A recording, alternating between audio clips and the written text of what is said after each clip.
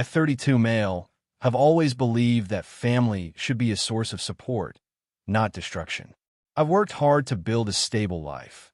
Married to my wonderful wife, 30F, working a solid job, and finally, after years of trying, we were expecting our first child. It was supposed to be a joyful moment, a time for celebration. Instead, it turned into a nightmare that almost cost me my life. The person responsible? My sister-in-law, Sael, entitled, manipulative, and vindictive beyond reason. I never imagined she'd go as far as she did. But looking back, I should have seen it coming. It started at a family dinner. My wife and I had gathered everyone to share the big news. Parents, siblings, extended family, everyone we thought would be happy for us. As we made the announcement, there were cheers, hugs, even some happy tears. But not from Sil. She sat there, barely forcing a smile, gripping her wine glass like she wanted to crush it. She had always been difficult, always making backhanded comments about our relationship. When my wife and I got married, she claimed it was too soon, even though we'd been together for 5 years. When we bought our first home, she snarked about how some people get lucky, while she and her husband were still renting. But this reaction, this was different. This was rage. Her husband, my brother-in-law Bill, looked uncomfortable. He glanced at her, but said nothing. He never did. He was the type to let her bulldoze over him, too spineless to stand up to her. After dinner, she pulled me aside. "You think you deserve this, don't you?" she hissed. "You think life is just going to keep handing you everything?" I was taken aback. "What the hell are you talking about?" She scoffed. "You don't even get it, do you? You have everything. The job, the house, now a baby. And what do I have? Nothing. No matter how hard I try, I get nothing." I had no words. I had worked my ass off for everything I had, and here she was, acting like I had stolen it from her. Estelle, my wife and I had been trying for years. This wasn't handed to us. She sneered. "I should have been the one to have the first grandchild. Not you. You don't deserve it." Before I could respond, she stormed off. I thought that was the end of it. Just another bitter outburst from someone who had too much resentment and too little self-awareness. I was wrong. 2 weeks later, my wife and I hosted another small family dinner at our place. My parents, her parents, a couple of close relatives. Estelle and Bil showed up, though Sil barely looked at me. Throughout the night, she was oddly cheerful. Too cheerful. Laughing, smiling, being overly polite. It was so unlike her that I got suspicious, but I chalked it up to her maybe deciding to move past her bitterness. That was until I took a sip of my drink. It was subtle at first, just an odd aftertaste. But then my throat started burning, and my stomach clenched painfully. Within minutes, I was sweating, my vision blurred, and a violent nausea overtook me. My wife noticed immediately. "Are you okay?" I couldn't answer. My body felt like it was shutting down. Then I saw it, the smirk on Estelle's face. She was watching me, waiting. My wife called 911. Everything after that was a blur. Paramedics, flashing lights, rushing to the ER. I was slipping in and out of consciousness, but I remember hearing the doctors mention poisoning. Someone had poisoned me, and I already knew who. I woke up in the hospital, my wife sitting beside me, her eyes red and swollen from crying. My parents were there too, looking both furious and terrified. The doctor explained that I had ingested antifreeze, ethylene glycol poisoning. If my wife hadn't called 911 so quickly, I could have suffered permanent organ damage or even died. I was still groggy, but my mind was racing. Who else could have done this? My wife wouldn't. My parents wouldn't. No one at that dinner, except her, had a reason to hurt me. And she had been watching me, waiting. My wife was already ahead of me. "I told the police," she said, gripping my hand. "They're investigating." That's when I learned how bad things had gotten. While I was being rushed to the hospital, my wife had torn through the kitchen looking for answers. She found an open bottle of antifreeze tucked into the garbage, hidden beneath layers of trash. She knew. We all knew. When the police arrived at our house, Estelle and Bil were still there.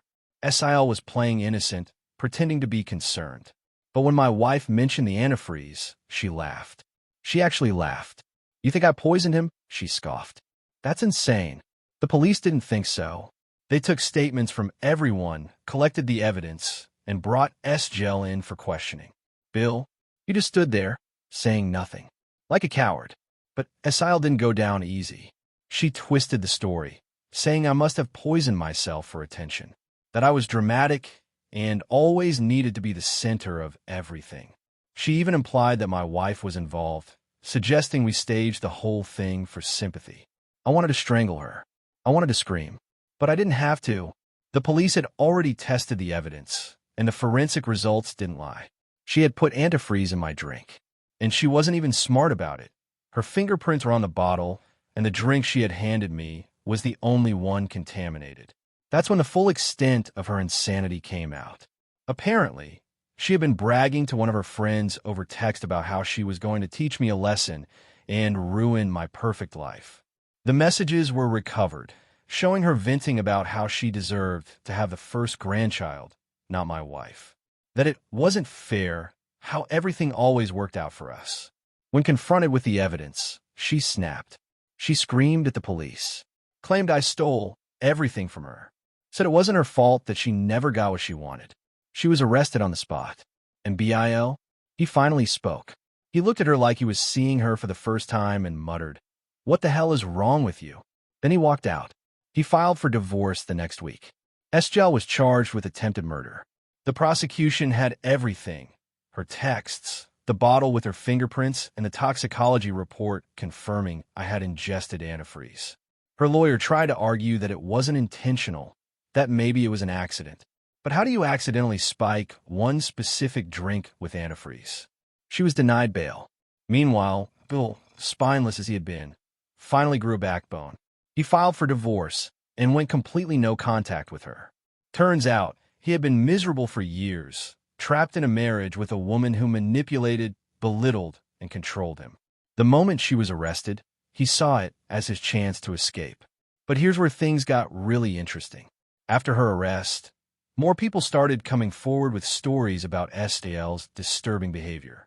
Her former co-workers described how she used to sabotage people at work, hiding reports, taking credit for others' projects, even spreading rumors to get rivals fired. A former friend admitted that Esgel had once joked about tampering with an ex's brakes after a bad breakup. No proof, but after everything that happened to me, it didn't seem far-fetched. And then Bil dropped the biggest bombshell. While going through their shared storage unit, he found something that made his blood run cold: her journal. She had planned this for months. Pages upon pages of bitter, obsessive ranting about how I didn't deserve my life, how she was supposed to be the golden child, how she would make sure I lost everything. The worst part? She had detailed other ways she considered harming me. Poisoning was just one option.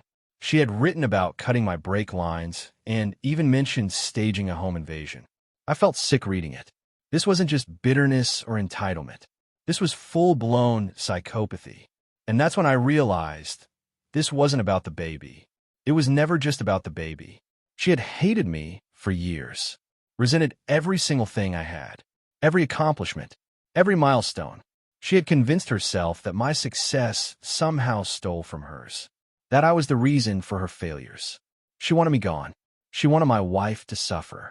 She wanted to be the victim in some tragic story where she could finally get the sympathy and attention she thought she deserved. And if I had died, she would have gotten it. The trial was brutal. Esil tried to play the victim, claiming she was emotionally unstable and didn't know what she was doing. Her lawyer pushed for an insanity defense, but the prosecution ripped that apart. The text, the journal, the antifreeze bottle. Everything painted a picture of a calculated, cold-blooded attempt on my life. Her own husband testified against her. Bil sat on the stand and told the jury how she had spent years fixating on me, how she had been growing more erratic and obsessive.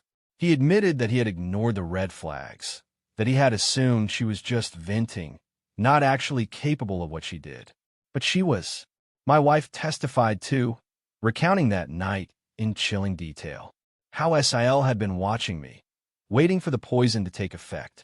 How she had laughed when accused. The prosecutor played a recording of Esgel's police interview, where she snapped and screamed, "He doesn't deserve any of it," over and over again. The jury took less than 3 hours to find her guilty.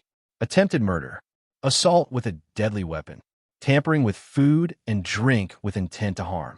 The judge didn't go easy on her. She got 25 years in prison, no possibility of parole for at least 18. And just like that, she lost everything. Bill finalized his divorce and moved to another state. He cut off all contact. Her own parents disowned her, humiliated and disgusted by what she had done. The family made it clear she was dead to them. As for me, I recovered, but it took time. Physically, I was fine within a few months, but mentally, that was another story. Knowing someone had plotted my death, had looked me in the eyes while waiting for me to suffer, that messed with my head. But I refused to let her win. My wife and I welcomed our baby, a healthy, beautiful little girl. And we refused to let Sil's insanity cast a shadow over our happiness. She rots in prison now, while I'm living the life she tried to take from me. And honestly, I hope she spends every single day thinking about that. So people learn their lessons the hard way. Others, like my Sil, never learn at all. But you can learn something, like how to subscribe for more insane real-life stories. Because trust me, I've got plenty.